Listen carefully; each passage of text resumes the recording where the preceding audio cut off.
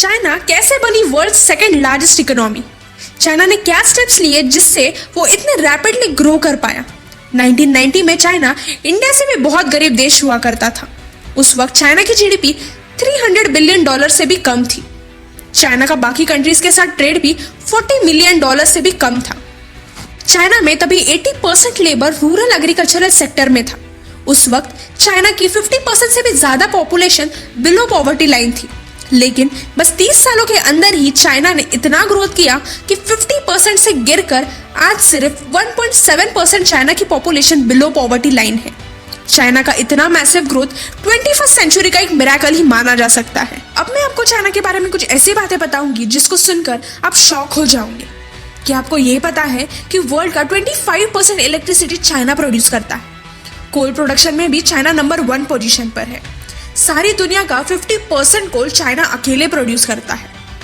पूरे वर्ल्ड के 48% स्मार्टफोन्स भी मेड इन चाइना है। स्टील मैन्युफैक्चरिंग में भी चाइना नंबर 1 पोजीशन पर है, जिसके कारण पूरे वर्ल्ड के 33% कार्स भी चाइना अकेले प्रोड्यूस करता है। इतना ही नहीं, वर्ल्ड के 70% टॉयज भी चाइना ही प्रोड्यूस करता है। अगर हमारी बताई हुई जानकारी आपको अच्छी लग रही है तो फैक्ट स्टार चैनल को सब्सक्राइब कीजिए। चाइना का इतना एक्स्ट्राऑर्डिनरी ग्रोथ और एक्टिव डिप्लोमेसी के कारण फ्यूचर में चाइना आज जितना पावरफुल है उससे कई गुना ज्यादा पावरफुल बनने वाला है। ये सब उनके स्मार्ट पॉलिसी और हार्डवर्क की वजह से ही पॉसिबल हुआ है। 2011 से लेकर 2013 तक चाइना ने अपना इंफ्रास्ट्रक्चर बिल्ड करने के लिए इतना सीमेंट प्रोड्यूस किया जितना अमेरिका ने पूरे 20th सेंचुरी में कभी नहीं किया होगा। 2011 में चाइना ने एक 30 स्टोरी बिल्डिंग बनवाई, वो भी सिर्फ 15 दिनों में। उसके 3 साल बाद एक दूसरे कंस्ट्रक्शन में चाइना ने एक सिर्फ 19 दिनों में 57 स्टोरी बिल्डिंग बनवाई थी। तो आप सोच सकते हैं कि कितना फास्ट और रैपिडली चाइना अपना काम पूरा करता है। 1999 से लेकर 2016 तक चाइना ने 2.6 बिलियन माइल्स के रोड बनवाए हैं, जिसमें से 70,000 माइल्स के हाईवेज हैं, जो चाइना के 95% विलेजेस से कनेक्टेड है। और अमेरिका, जो कि सबसे एक्सटेंसिव हाईवेज के लिए माना जाता है, उससे चाइना आज 50% आगे निकल चुका है। पिछले 10 सालों में चाइना ने सबसे longest high speed rail network बनवाया है। ये सब इसीलिए पॉसिबल हुआ क्योंकि चाइनीज लोग अपने कंट्री के डेवलपमेंट को ज्यादा प्रायोरिटाइज करते हैं।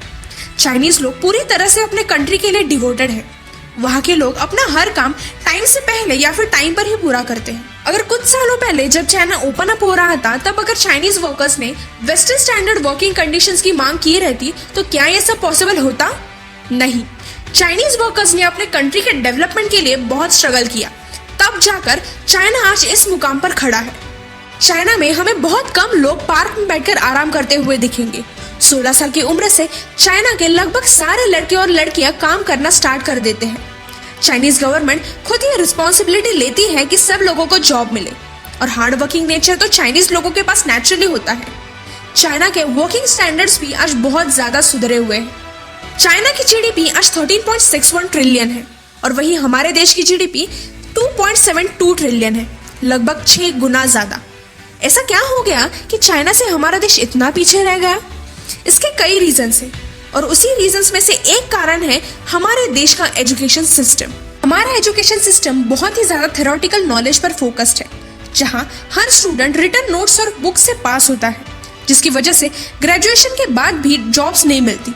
एक और बड़ा रीजन है इंडियन पेरेंट्स का बिहेवियर, जहां हर पेरेंट चाहता है कि उनका बच्चा 90% लाए और फिर डॉक्टर या इंजीनियर बने। यही कारण है कि जो बच्चे स्पोर्ट्स में अच्छे हैं वो स्पोर्ट्स को कंटिन्यू नहीं कर पाते, और इसी वजह से 2018 ओलंपिक्स में इंडिया का 117th रैंक था और वही चाइना का 7th।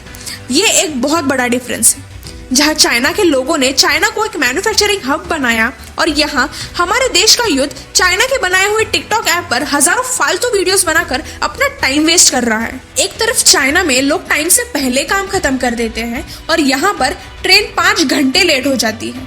ना हमारे देश में एक प्रॉपर चेन ऑफ कमांड है, ना ही लोग पंक्चुअल है, और इसी वजह से हमारे 25% लोग अनएम्प्लॉयड हैं। एग्रीकल्चर एक ऐसा फील्ड है जिससे चाइना का ईयरली रेवेन्यू 1.4 ट्रिलियन है, जो कि चाइना की जीडीपी का 10% है।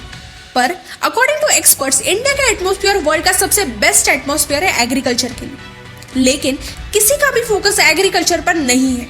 इसी वजह से हर साल हमारे देश में हजारों किसान सुसाइड करते हैं। चाइना का एग्रीकल्चर 91% मैकेनाइज्ड है, और वही इंडिया का एग्रीकल्चर 45% मैकेनाइज्ड है।